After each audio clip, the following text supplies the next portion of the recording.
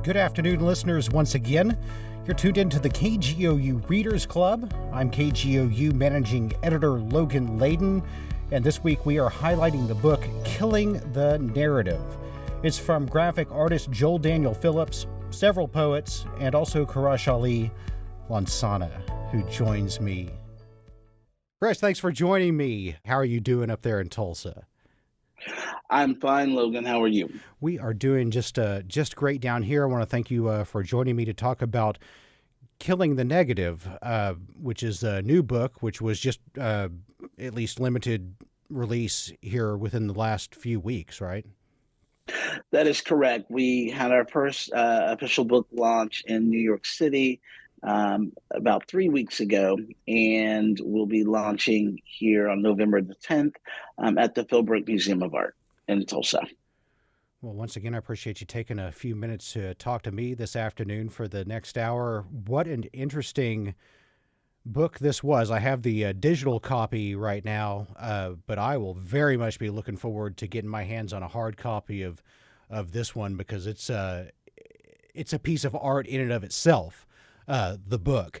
Before we get into kind of the details of how it came together, why don't you give us an idea, a little bit of what we have here with Killing the Negative? This is really interesting and a bit unusual. I mean, this is, I describe them as photographs, but they're not really photographs. And obviously, you've had a lot of collaboration with other folks to bring this thing together.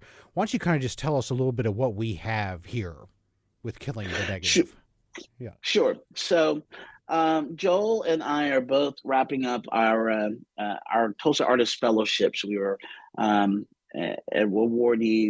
for the Arts Integration Grant. And so, but in our first couple years of the fellowship, he had found a cache of photos, of negatives, actually, I should say, from the photographers that FDR sent out across the country to photograph what life was like during the Great Depression, during the Dust Bowl here in this part of the country, great drought in the southern part of the U.S., and the agricultural U.S. was struggling. And he sent photographers out. Most notably, most folks are familiar with the image of the migrant mother by Dorothea Lange. Well, Dorothea was one of about 10 photographers who was sent by the Farm Security Administration of the FDR administration to take images, capture what was happening in the country outside of the major cities, to sell the New Deal, right?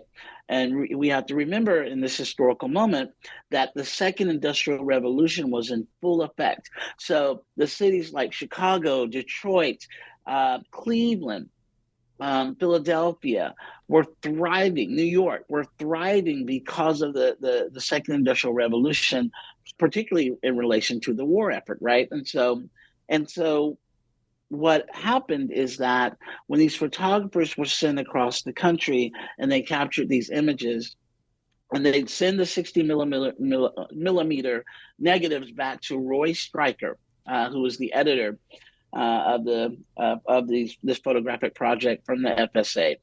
If Stryker found an image that he did not think was suitable to be passed on to newspapers for printing, or to be passed on to Congress to help sell the packages for the New Deal, he would literally punch a hole through the negative. And one of the photographers actually wrote a letter to Roy Stryker, the editor, and said, "Stop killing my negatives," which is where the title of our project evolves, from where it emanates. And so Joel found the first cache of these digitized killed negatives. Now, remember, the images that had been developed and processed have been in the Library of Congress for decades, right? But these killed negatives had only been digitized in the last 5-6 years. And so he happened first, when Joel first saw that initial image, he thought it was a John Baldessari painting, because Baldessari included sort of a round negative space in his art. But when Joel looked closer, he realized that actually that was a hole that was literally punched through this negative. And so Joel, who is an amazing visual artist, amazing draftsman, who spends most of his work, has spent most of his career drawing figures, drawing humans, drawing people in particular states of living. When he found these images, he became fascinated with um, the hole, but also why these holes were punched, and the stories of these people whose lives had been removed from this narrative, and also the idea of the narrative, right? That this man Roy Stryker um, was in charge of, quote, selling America to Americans, end quote, to help sell the New Deal. And the New Deal being arguably the one of the most, if not the most significant government actions in the history of this country, right? Um, and so I happened to be walking down the hall at the Coast Artist Fellowship, and I saw Joel's initial studies. And the one of the initial studies is the book, is the image that's on the cover of Killing the Negative, which is Killed Negative number 13. Mm-hmm. And when I walked in, I said, Joe, tell me about these images. And so he shared with me what I just shared with you, Logan. And I said, well, who are these people? And he said, we don't know, because the FSA was not interested in collecting names or ages or backstories of these individuals who were photographed across the country. They were only interested in capturing their lives in the moment to sell the New Deal.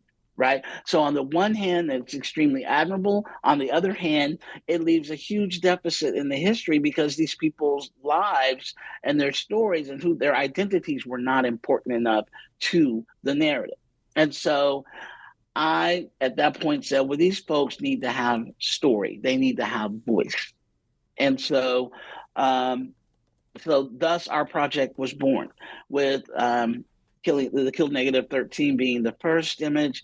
And then we moved on from there to others, and then decided that we would bring in some other poets, particularly poets who were from the regions of the country where the images were shot. And they were shot all over the country. So that's how the project was born 3.5 years ago. And we're here now to the book, and then soon an exhibition.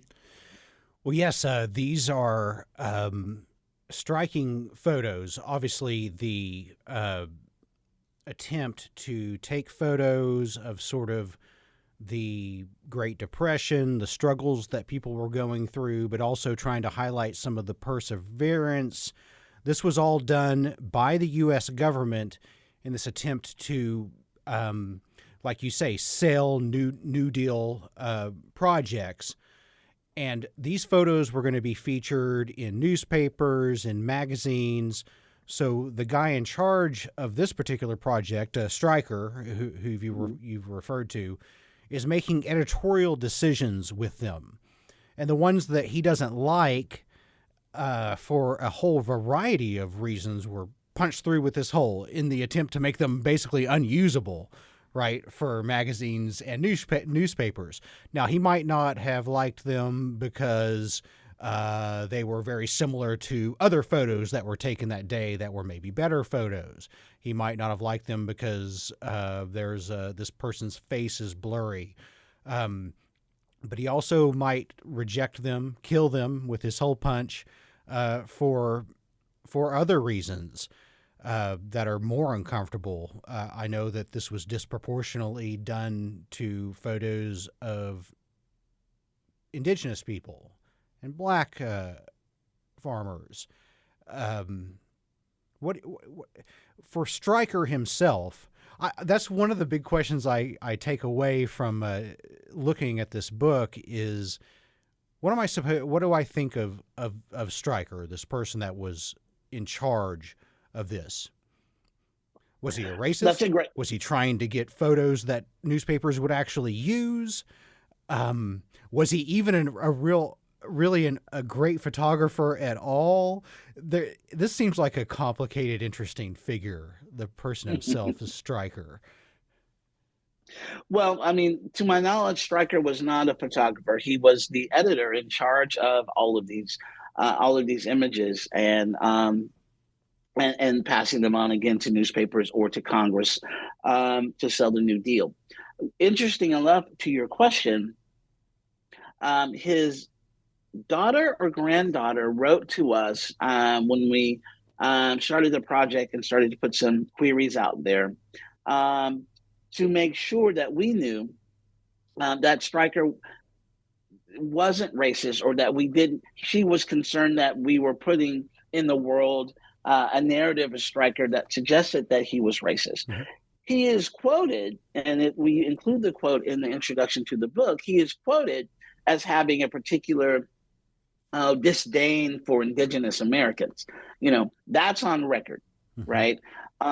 In terms of if he had any particular issues with Black folks or others, I can't speak to that with a degree of certainty. But we know that he had a particular disdain for indigenous Americans, and that is certainly reflected in the images that were killed. Overwhelming majority of the images that are killed are indigenous American folks. And did not want to highlight many of those photos, perhaps for his own personal disdain, but also he's trying to get these photos into newspapers and magazines to drum up a support once again for these programs. So I guess in his mind, he's thinking about, what do white Americans want to see? What's going to impact them the most? And I guess in his head, these photos, which they're so good, except they have a giant black hole punched through them, highlight Native Americans and indigenous people and Black farmers. Yes. Right. And of course, white farmers and white folks, white Americans who were living, close to the earth and struggling in various ways as well. And certainly, to your point, some of the images were killed because they were blurry, or they were double exposures, or there were flaws. But it's significant, right? And part of one of our driving or essential questions in this, right, is that photography was archival at the time. Photography as art didn't happen for a little while longer, but photography was archival. It took over the Durans in terms of paintings of Yosemite or whatnot. Before the camera was invented, when we'd send painters out to landscape artists out to document Yosemite or whatever uncharted territory had been attained, and then those paintings were then taken back to DC. And then the invention of the camera became initially an archival sort of device as well. And so a part of what we're doing, so Joel is drawing, right, these killed negatives by hand. And again, he's incredible. He's a brilliant draftsman. And Joel is meticulously recreating these negatives, these images that have been killed, right? And then myself and other poets are giving these folks who were voiceless a voice and a life, right, and humanness. And so a part of the project, one of the essential questions of the project, right, is who is in control of the narrative, one, and what is truth versus, I don't know, for lack of a better word right now, fake news, right? And who is in control of that dissemination of what is real and what is not, right? Because that's a part of the workings here of the project as well. Well, and that's important to note. Yeah, in the book, what we're seeing in the book, they aren't photos. This is Joel's recreation is also not the proper word. We're going to talk more about it after just a quick 1-minute break here. It's the KGOU Readers Club. We are highlighting the book, Killing the Negative. I've got Quraysh Ali Lansana with me for the rest of the hour, and much more to come after this break.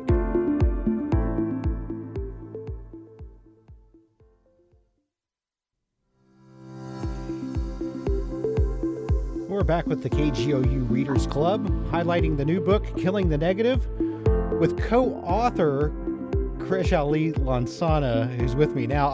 I've struggled with a couple of different ways to describe the people who contributed to this book. Q, I don't know if author is the proper term. And for Joel, author? Not really, more artist, interpreter. And when we get to the prose in the book, the poetry, that's what it is. It is poetry. This is not some sort of, documentary history of these photos and who might be in them.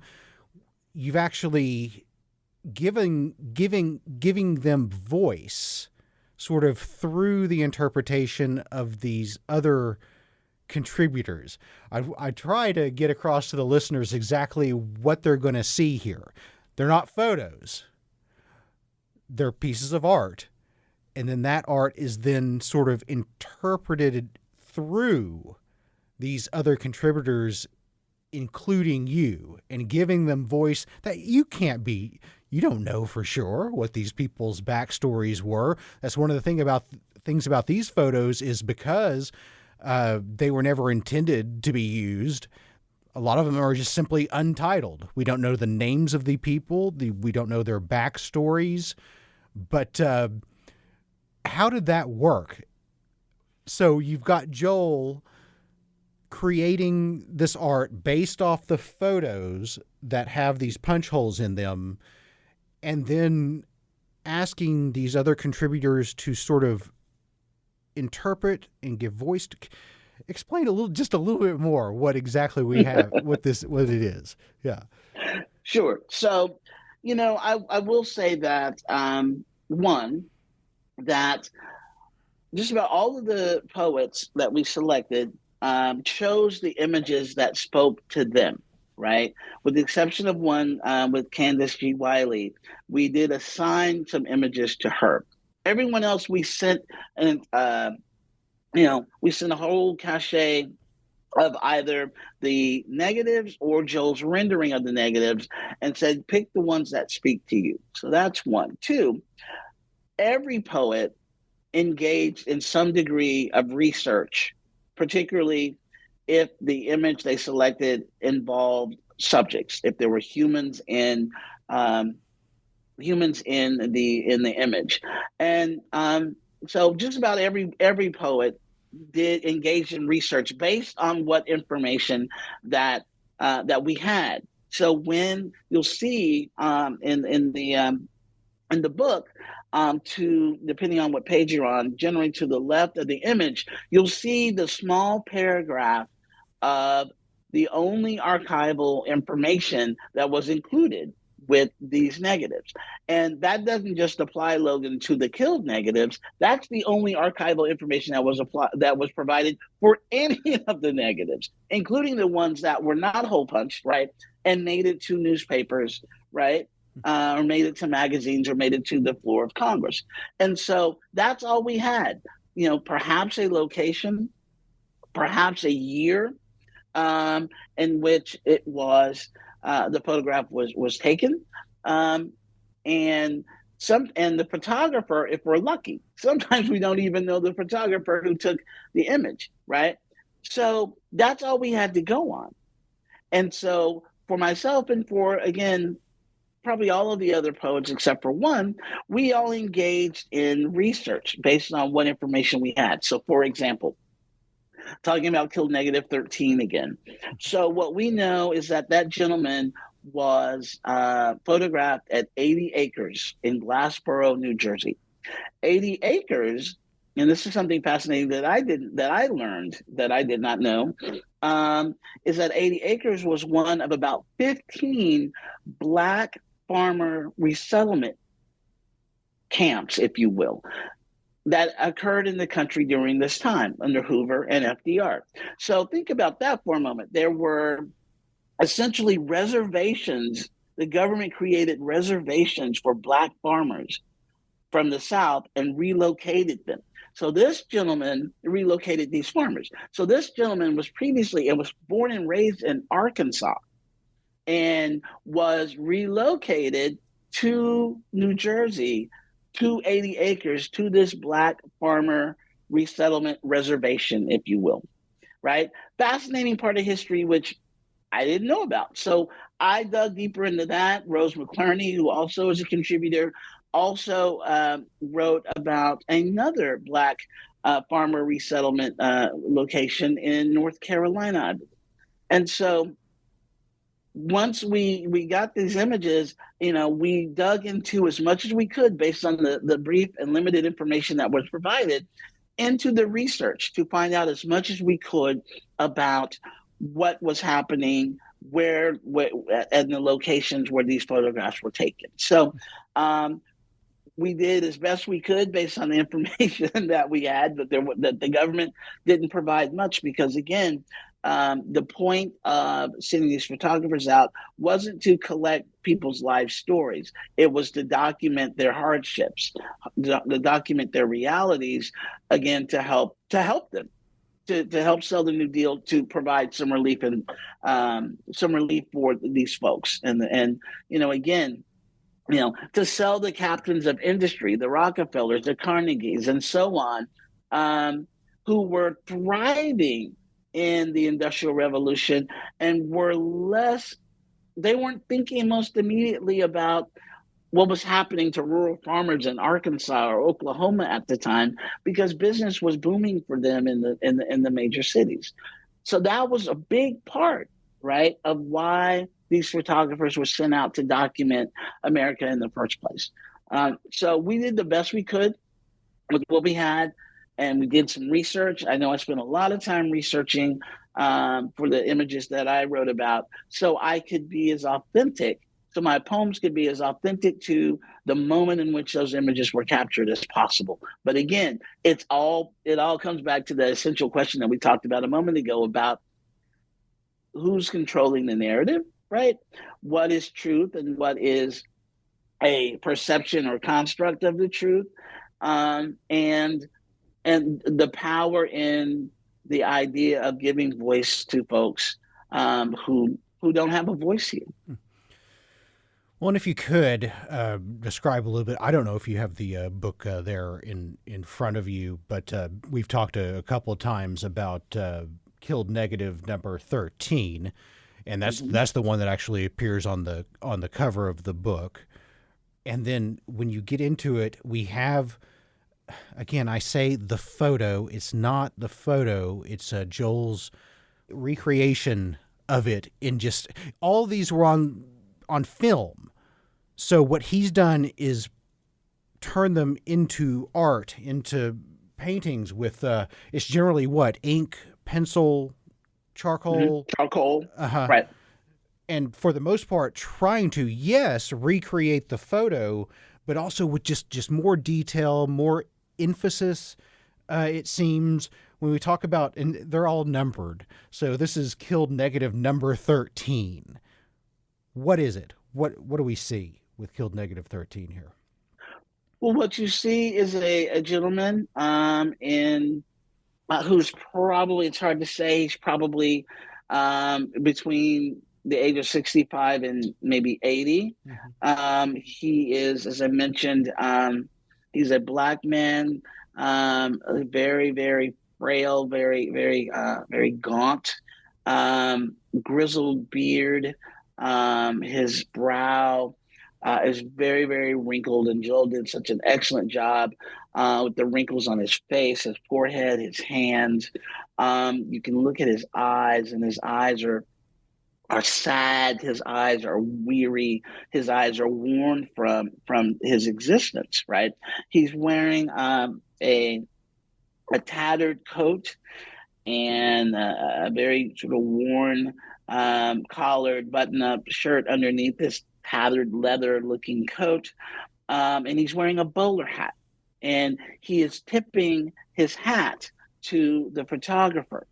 And one of the things to note about this is that the gentleman, who looks even as worn out and weary as he is being hospitable, and he is tipping his hat, but his eyes are not looking and at the photographer directly, because again, this is Jim Crow America at the time, and looking a white man in the eye is something that could get a black man killed. And so he is not looking Arthur Rothstein in the eye, but his eyes are slightly are pointing downward, pointing below, lower than, not at eye level to the camera at all.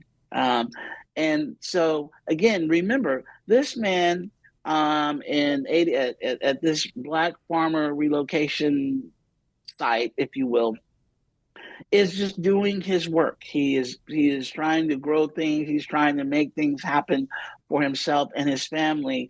And one day, Arthur Rothstein with a camera just rolls up on him, and starts talking to him. And again, so he has to speak to the man, because again, that's something in Jim Crow America that could have got you killed.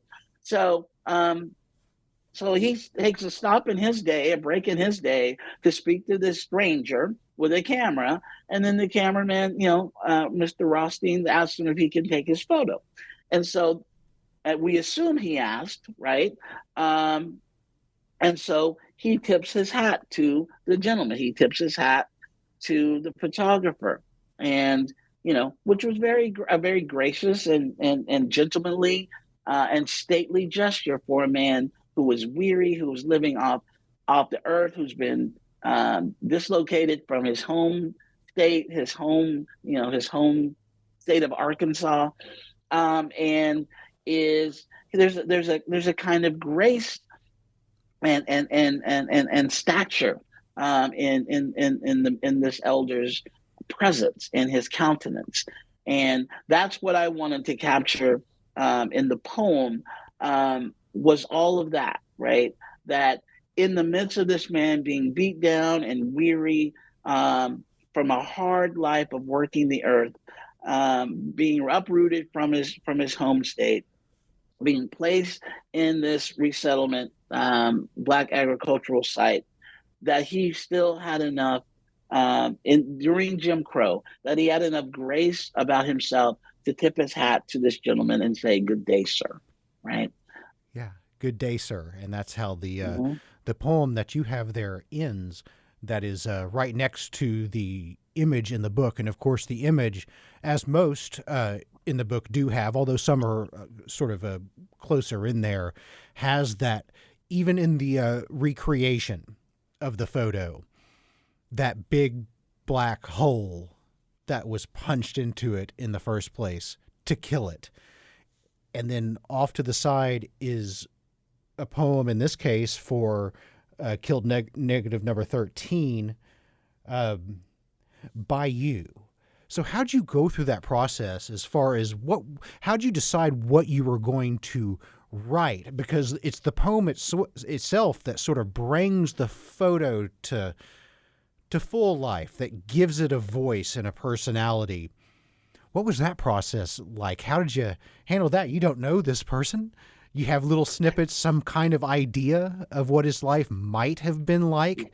And again, this is one example of the many, many in the book. We're just focusing on this particular one because we can't focus on them all.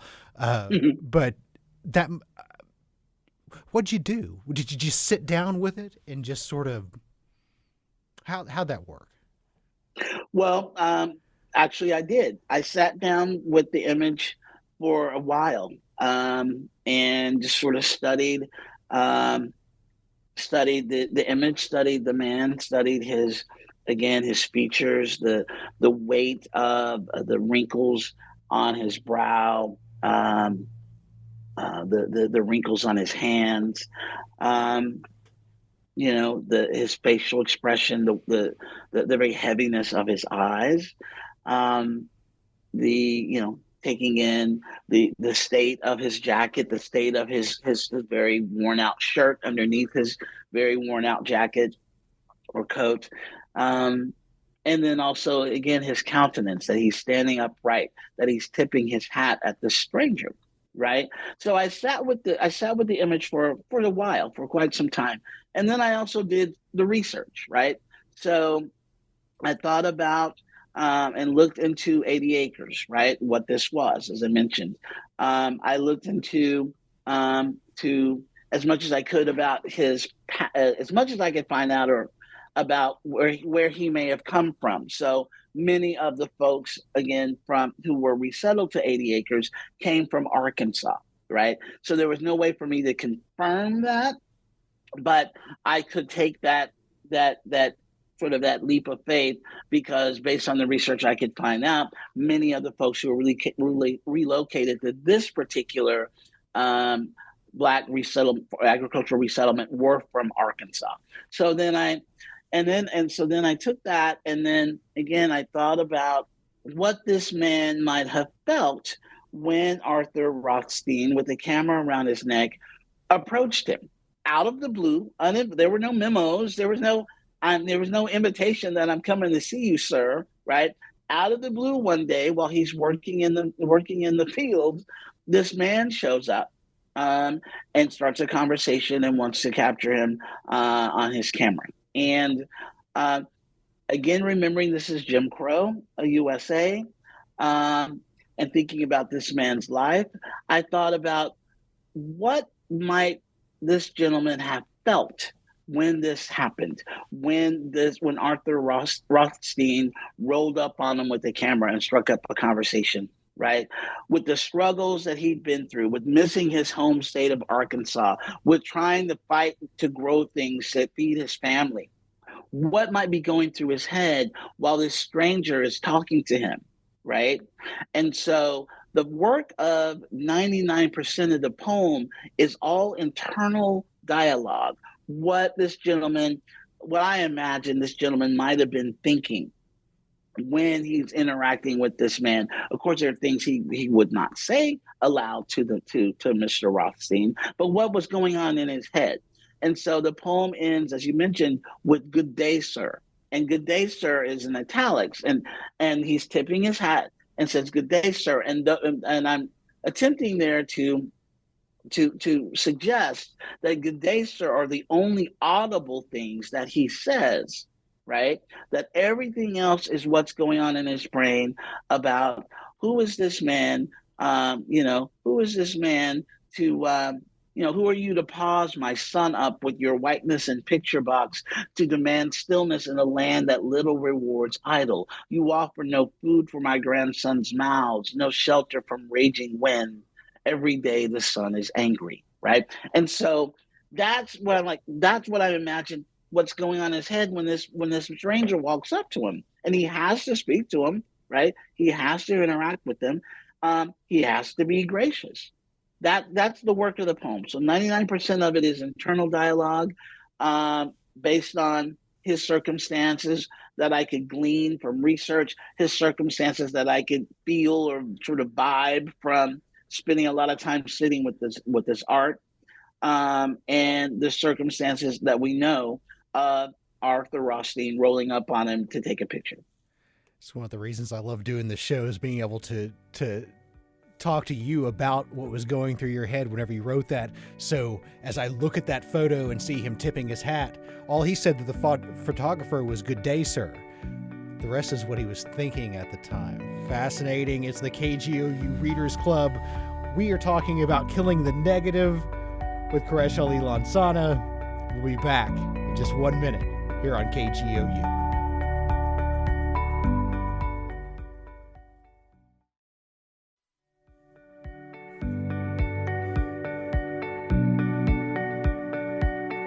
We're back with the KGOU Readers Club and Killing the Negative. Quraysh Ali Lansana joins me. Continue our discussion here about Killing the Negative.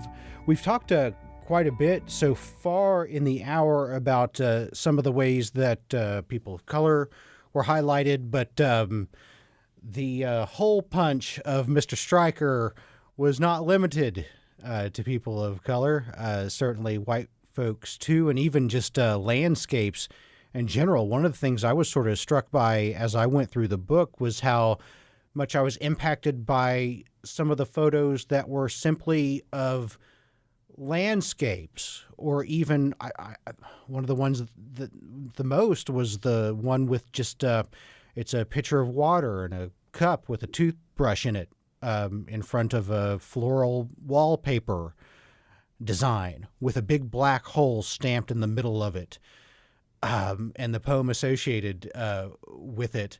I don't know whether I'm maybe missing the point or something, but there's something about that. And early on in the book, there's the photo of just sort of the barren landscape, a photo of barren landscape with the hole punched in the middle of it, almost as though it was the hole itself that sort of sucked the area dry, I suppose.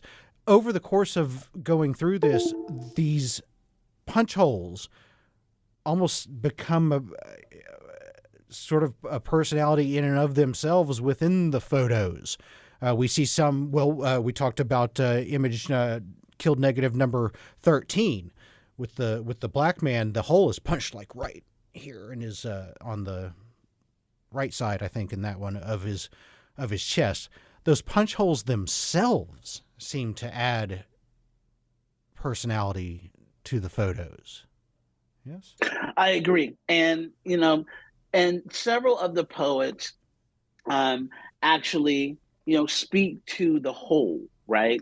And how the whole itself it becomes a part of this new image, becomes a part of with Joel's rendering, becomes a part of like the moment. We know, of course, that the hole was punched after the fact, after the photograph was taken and the negative was sent back to Mr. Stryker. But some of these poets make the whole, include the whole as sort of as a living thing, as a part of the moment, right?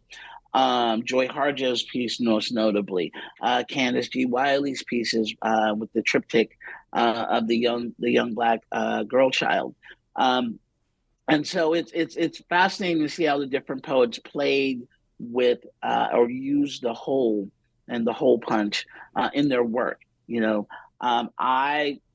I don't, in any of my work in the book, I don't directly address the hole punch at all. Other folks, like I said, like Joy Harjo and many of the other poets, actually include the hole punch as a part of the moment, as a part of the whole. And again, that was completely up to the individual poets in terms of how the hole punch worked in the construction of their poems, in the ways in which they interpreted the images, right? But yeah, it's a living. The hole punch is a living thing. in these killed negatives, the hole punch is a living thing. And you've talked to in your research some of Stryker, who was once again just going back, the person who was sort of in charge of this project and who was making the decisions about which photos would be used, or at least try to get them to be used by newspapers and magazines, but also making the decisions about which ones to kill, to destroy with this hole punch, or, the ones he, I guess, just threw in the trash we'll never, ever see. I wonder, do you know from your research whether the punch itself was that ever like a strategy? Some of them, there's one toward the end of the book of a street artist, I think with a fiddle there, and the punch is down in the far left corner, kind of in an area of the photo that would already have been pretty dark anyway, doesn't distract that much. Sometimes the punch is right in somebody's face. Or another one of my favorite ones is the woman trying to draw water from the well with the punch right there where the water would be coming out of the well, and she's got this little cup, and some have them right on their faces, and some of them are kind of outside. Was this just random, or do you think that he sat there and thought, no, I really don't like this guy's face? Punch. Like, do we know? I guess there's really no way to know. But there's no way to know. One of the things that you have to remember is that these are 16 millimeter negatives. So these are very tiny, right? These are very tiny negatives. These aren't developed images, right? These are 16 millimeter film negatives. So they're a couple of inches, you know, a couple of inches in width and in length, and was working from a whiteboard or some kind of a magnifying lens to look at these images. And so it would be very difficult to be able to say definitively that he was strategic on where he punched those holes. We're talking about a very, very small, again, very, very small piece of cellulite. Or celluloid, I should say. And so there's no way to know whether or not he was being strategic in those punches or not. There's no way to know. I would think because the fact that the negatives were so tiny, and because he was probably working from a light board and maybe a magnifying glass or some kind of a lens, that more often than not, probably almost exclusively, it was just, this one's not working, I'm punching a hole, moving on. Because we're talking about literally, Logan, 500,000 or so different images, different negatives. I mean, there were, a significant amount of photographers, and they went out for months at a time. They were sending back hundreds of thousands of negatives, of images. So I tend to think that it would be very hard to pinpoint that if he had some sort of a strategy, I'm going to punch this here because I really don't like this image or these people or not. I think that would be, it's kind of a fool's game. And like you say, there are thousands. What we see in Killing the Negative are a selection of photos, but there are thousands and thousands more that were punched. Of course, that's in addition to the ones that were actually used for the intended purpose in the first place. Who made that decision as this book was coming together? Was it more Joel? Was it you? Were there who went through these thousands upon thousands of photos in these archives and made decisions on which ones to include here? Joel did that. Because Joel is the visual artist here. He chose the images. Probably chose at least 98% of the images, because he chose the ones that moved him, that he wanted to render, that he wanted to draw. I will say that for maybe a very small percentage, he and I had conversations about some particular images that we wanted to include, and to add different kinds of texture to the book and to the exhibition. But 99% of those decisions were made by Joel, because he's the visual artist and he had to be drawn to a particular image to want to recreate it. And this is Joel Daniel Phillips, who we're talking about. And I want to return here, as we just have a few minutes left, toward the beginning of the conversation and just how this concept came to be in the first place, and your relationship with Joel, and your sort of experience working with him. How did it come that you decided that this was going to be a good project to work on? How did the conception of this sort of come together? And we're talking several years ago now, back in 2019. Right. How do you know him? Yeah. What's you all's relationship like? And how was it working with him and bringing this together? Well, first of all, Joel and I met because we were both Tulsa Artist Fellows.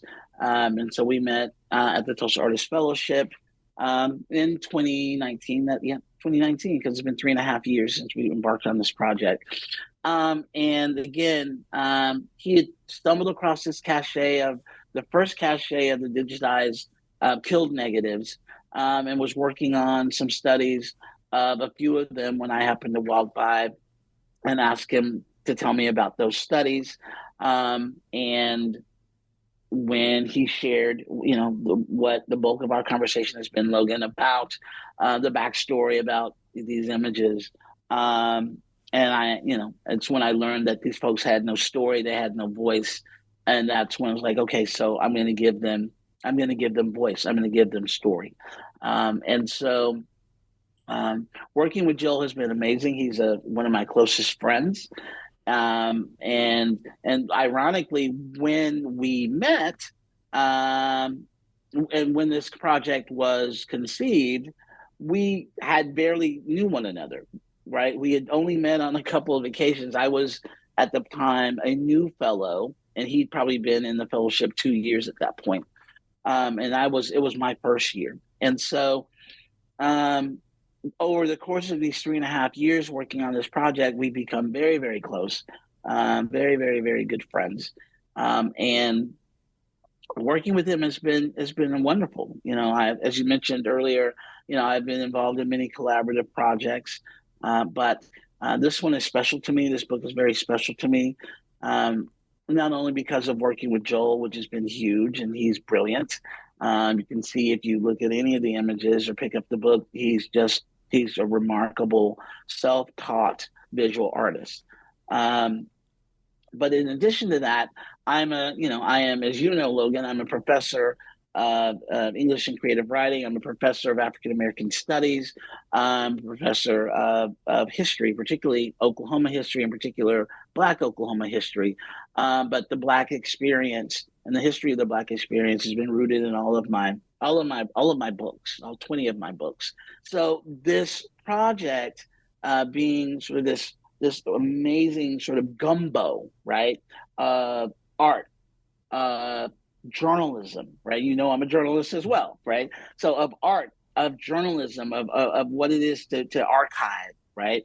And to archive and preserve something and to tell an accurate story, or is it an accurate story, right? That question again, of history, right? All of those things created a perfect storm for me, to want to join in and take this from. And Joel had never collaborated with anyone before we started working on this project. He was almost exclusively a solo artist, and so if all those things hadn't come together, and the passion that I had for his renderings, the passions he had for the work, and my deep interest in the journalism side of it, as well as the history side of it, and my appreciation of art and his art in this context, it just all came together. I couldn't be more pleased. I think it's a great accomplishment. You've heard me struggle over the hour to kind of classify this book, and it's hard. It's history, it's art, it's poetry. And the book itself is just really, really attractive, beautiful. And well, I mean, in my opinion, at least, you've done a great job here. I can't wait to get my hands on a hard copy version of this. And I don't know how easy that'll be. I know this isn't something that you're going to see stacks and stacks of at the bookstore, right? Well, you might. Yeah. You Okay. might. I mean, Well, I hope so. certainly you can go to leftfieldbooks.com to order a copy. Soon it will be available at the bookstore at the Philbrook Museum, and possibly some other locations as well. But it is a limited edition run right now, and so leftfieldbooks.com would be the best place to order a copy, and our publisher will get those out to you. Thank you so much for joining me for the hour. It's a fascinating book, Killing the Negative. A real joy to read. Appreciate you being here with us on the KGOU Readers Club. I'm Managing Editor Logan Layden. We'll see you next month.